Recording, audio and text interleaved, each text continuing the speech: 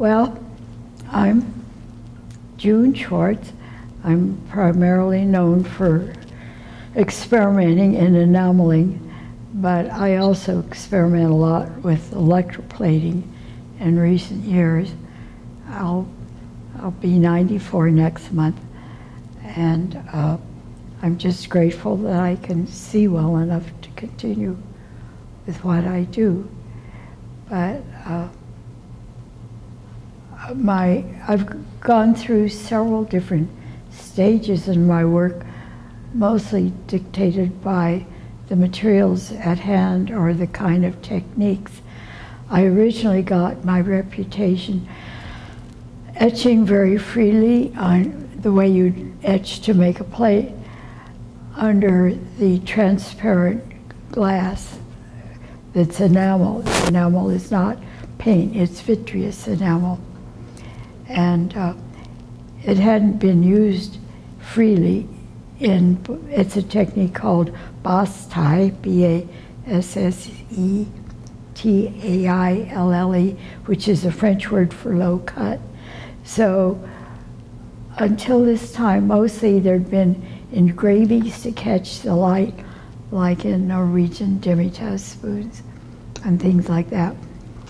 And so I did that until I got tired of it. You know, after a few years, I felt I carried about as much as I could. But I had begun electroplating because I wanted more depth in my work. You can only etch so far and you're out on the other side. But then my husband brought home some copper foil one time, and it opened up a whole new ball game for me because I could, because I was electroplating and I could make thin things heavy. So most of my work in last recent years, and I started in 1954, has been working on, since I stopped Basse-Taille enamel, has been working on flexible things that are made strong by electroplating. And all the things in this exhibit are electroplated, either foil or a cotton wire cloth that I refer to it as a mesh, but it's got 100 wires per square inch. And so everything grows out of the media, but I'm comfortable working within limitations. It somehow gives me more freedom. Yeah. Nice. I'm Chiara. I'm a photographer. The photographs I'm interested in making require me to kind of build all my own equipment and build out this sort of laborious process. So I use large cameras that are on trailers that I primarily photograph from the inside of, but I have a few different pieces of equipment I work with, and this exhibition shows like a series I did in 2010 with this larger camera that's on a trailer that's takes a really large, like 50 by 75-inch image. And the main piece that I wanted to show here, because I've never been able to find the right space to show it, and the rack had the perfect wall for it, is this 30-foot panorama that I did in Lake Tahoe. And the other work is with a smaller camera in the other hallway, but it doesn't really, for me, it's the camera's, you know, that's just like my tools, you know. I don't really think it just a means to the end of making this type of work. Yeah. I think just, well, yeah, let me just say what you just said. The first I knew of the Richmond Art Center was when I had just started to work and moved out here in the late 1950s, and there was a textile exhibition where I had a piece that I had designed and my mother-in-law had executed, but I found through the years, I'm too far away to have taken part in it, but that there was a freedom here that there isn't in the more structured museums to do experiment and show all kinds of works in different ways that can have a lot of vitality to it. Yeah, I think that goes along with why I was attracted to the Richmond Art Center and proposed this show, is because, well, one, the space. I've always been aware of the Richmond Art Center. It has a really rich history with like Bay Area conceptualism, and I think they were, they showed the Bay Area figurative movement early on. So I've always been aware of the space, but I came over recently for the 75th anniversary and just thought it would be amazing to put on this show with June here, just because of the layout, on exactly what you're saying, the freedom to kind of do something that's a little more of an experiment, a little more that isn't, you planned like 3 years in advance, and where we could kind of, have the exhibition we would want to have if we could do it ourselves, which is kind of did. Yeah. Well, I'm very grateful to John because the whole conception is his idea. And I came along for the ride, but it's he who saw the juxtaposition between our work, my work, and his, and how it could relate, which was a delightful revelation to me. But I'm very pleased with this show. I think one thing that was clear when I thought about the show was that when you walked in the front door, you'd be confronted with June Schwartz's work, and all you would see would be her work. You're confronted with possibly her most abstract piece in the show. Do you want to talk about that piece right at the front door?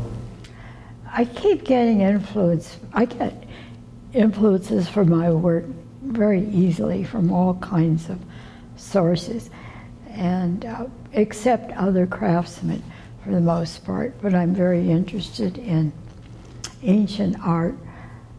And I think it's touching to me that something 2,000 years old can seem beautiful to a person then and still seem beautiful to us. There's something fundamental in our nature that responds to certain visual things.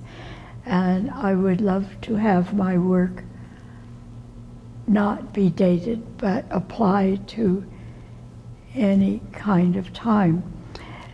But I have also found much stimulation in the art of the recent past and the present, or not quite the present now as much as the abstract expressionists and the people that came right before them.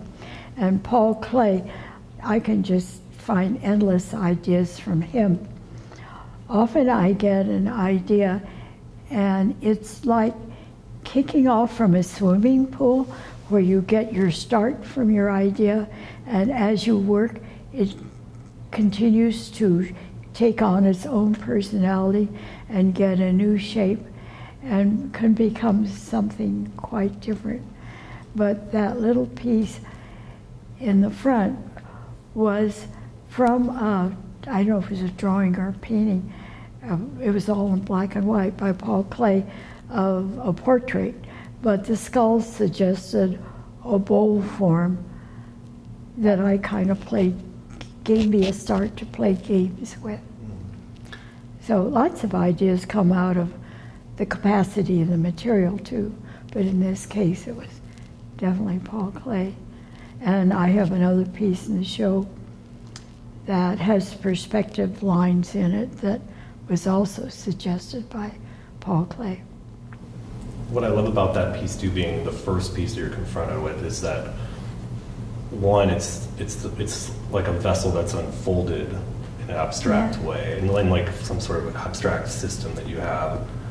And as you go through the show, you see June's pieces one after the other. They're kind of it's like a small forest down the hallway. You just see these pedestals, with these great pedestals with each piece on it. So you're not looking at all of them at once. You're looking at each individually, and that's like the most sort of unfolded piece. And then as you go, they get more solid. And then as you go down the hall, then my work kind of appears through the sides, but it's not, when you first enter, you just see June's work. So that's kind of like the first point of reference that I want. But then your work is expansive. Yeah, it kind of Definitely, my work is closed in. I thought of pairing us together because the work is very different, but I think both of our processes allow like this space for the process to meet us there and complete the piece. There's an openness to the work, and that's where I felt like the conversation is. It's hard to talk about the effect of his work with mine, but somehow I love this show. I mean, I think it's the most fun I shouldn't say it. It is the most fun I've had in this show. But the expansiveness and the contraction somehow adds to the interest of it all. And I think my work has never been displayed so as well as it is here. But it's John's idea. And, but one thing that John didn't mention in his own work is you distort the image with your camera, don't you? Which, and when you put your hands, Yeah. which gives it a kind of dreamlike, surrealistic quality that I greatly enjoy. You should tell more detail about the way you work. You cut that out. Well, yeah, I mean, It's in the Spark program is how I learned it, not it's a hands-on process. Let's put it that Yeah. way. Yeah. But it's more than just photography. It's also influencing. Yeah. Yeah, it's more of a documentation of a photographic event, I guess, than straight photography. We're all both using images and materials to distort to our own idea of what we want to be beautiful. And I'm extremely happy with the way this exhibition has come out, and proud to be in it with John. It's just a rare opportunity to be able to put on a show like this and have the support, and there's nothing really like it in the Bay Area.